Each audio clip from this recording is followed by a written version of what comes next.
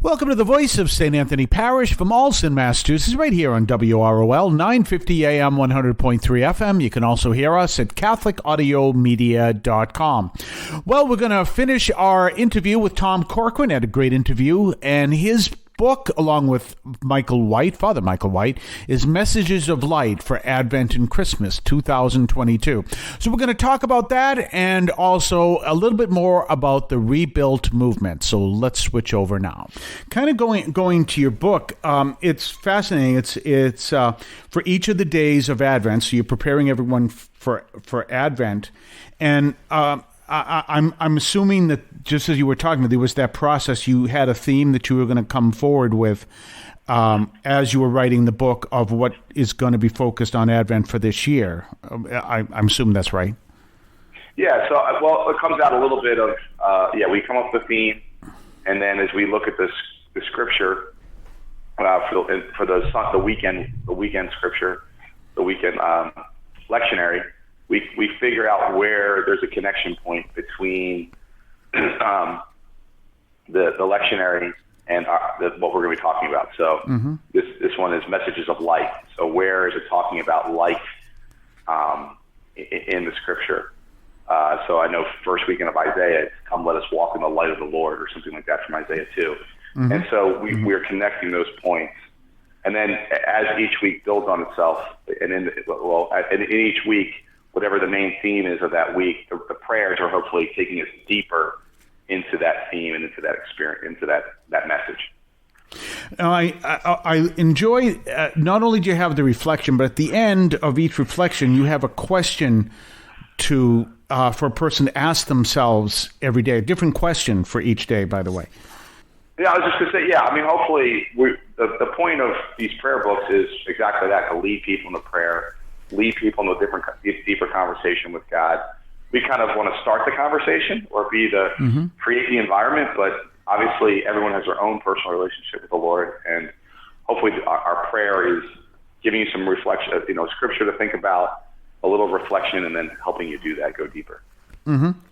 You're actually the third book I've interviewed in regards to Advent. So I've seen these books coming out. They're all from Ave Maria Press.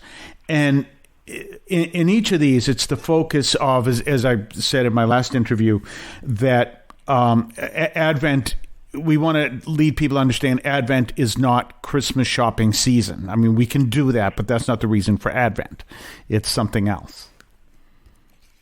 Yeah. And I think in the craziness of Advent and Christmas, Advent season and the time before Christmas, as people are thinking about all these secular things, which are good things, which are great things. They can get out of hand. We have to be careful about that. But it's even more important then that we do have something to anchor ourselves in, to be cliche, the reason for Christmas, the reason for the season, anchor ourselves in our relationship with God.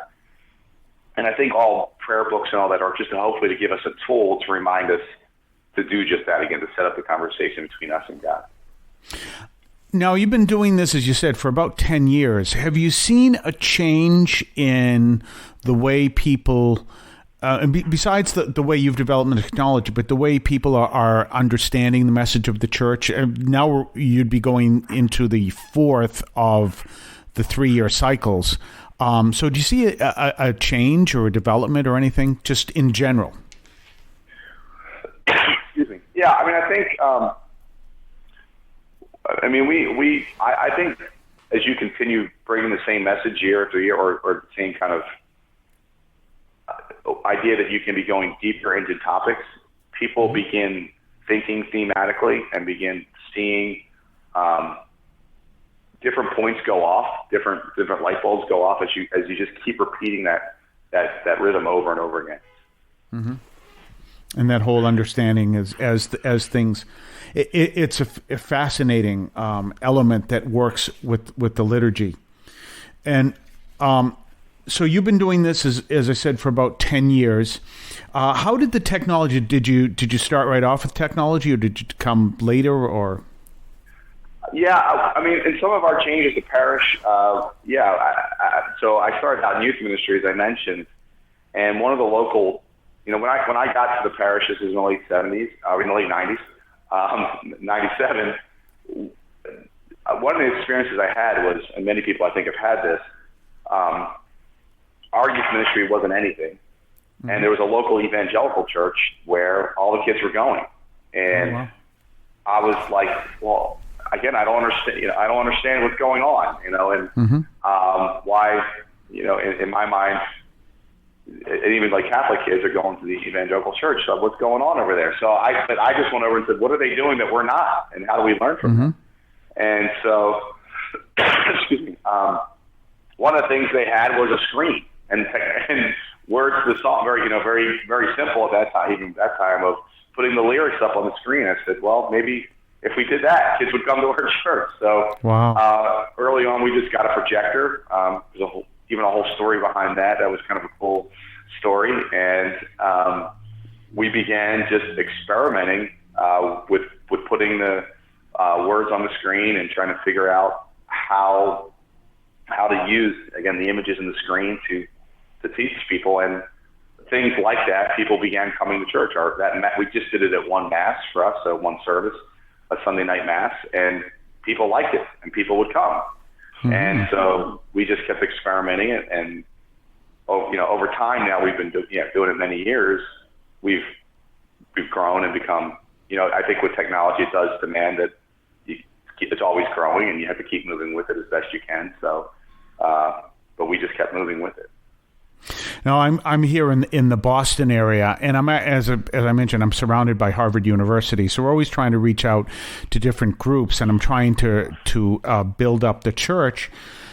And one of the interesting things, I have a Brazilian community, and I speak Portuguese, but we have a Brazilian priest who works very closely with them. So you have the Brazilian focus, and then you have the American focus. So it's two different ideas and bringing in those concepts. But one of the fascinating things I found is the Brazilian the Brazilian community has these pamphlets that come up from Sao Paulo, and they use them, and they look like My Weekly Reader, literally, exactly like that. And you know what I'm talking about, or am I that old?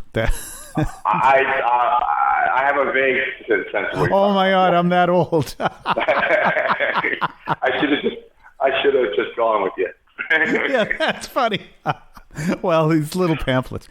But what they have is the bishops have these campaigns on a regular basis. So, for example, at the end of the Prayer of the Faithful, everyone recites the prayer from what is known as the CNBB, which is the Brazilian Bishops' Conference, prayer for the Synod, the Synod of Synodality. So they have that prayer, and I'm like, why don't we do that? Why don't we have that?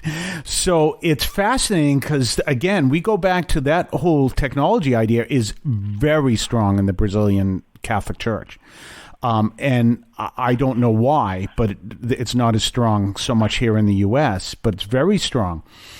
And you see that whole sharing that stuff and sharing these ideas, and let's all get together and pray for this one thing. And they have a weekend of fraternity. No, it's a campaign of fraternity during Lent every year. But I don't see that coming out of our bishops. However, I see that you're kind of going in that direction.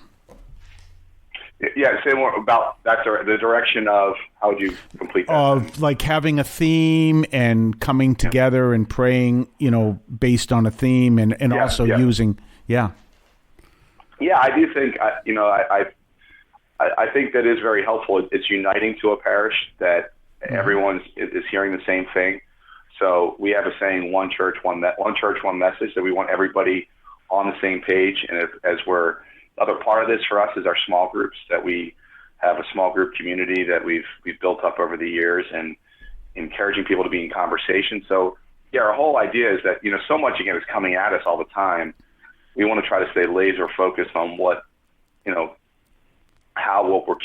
communicating week to week, month to month, is leading people in the same direction, and hopefully continuing to penetrate the human heart, and change people's hearts. Well, that's very good. Well, I've really enjoyed this conversation with you, and we've learned so much here. And I'm going to remind people the name of the book is Messages of Light for Advent and Christmas 2022. 3-minute devotions, so it's very easy to do. It's a great way to enjoy your Advent preparation. And I really like everything that I learned from you. Is there a website that you'd like to share with everybody? Yeah, there's 2 websites you can check out. churchnativity.com, that's the parish website, and then rebuildparish.com is what we do to work with other parishes. So those are 2 websites you can check out. Well, a great conversation with Tom Corcoran. We'll be back tomorrow with Alfred Mera. So until then, have a blessed day. You can now leave a message for us, which we can air and discuss on this program. Just call 617-297-7452. That's 617-297-7452. 617-297-7452. Feel free to call, leave a comment, a question, or even feedback, and we may play it on the air.